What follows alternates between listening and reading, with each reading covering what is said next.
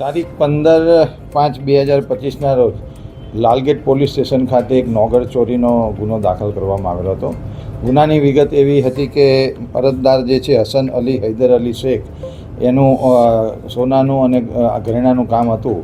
તો તેના ત્યાંથી 242 ગ્રામ સોનું, જેની કુલ બજાર કિંમત 21 લાખ રૂપિયા જેવી થાય છે, આટલા સોનું લઈને કોઈ માણસ ફરાર થઈ ગયેલો હતો. આ રીતની ફરિયાદ પોલીસને મળતા પોલીસ તાત્કાલિક હરકતમાં આવી અને 70 કરતાં વધારે CCTVના આધારે આઈડેન્ટિફાય કરેલ કે તેની કંપનીમાં જ કામ કરતા સુભાષિષ ભરત હુતેજ નામનો ઈસમ આ રહ્યો સોનું લઈને ભાગેલો છે.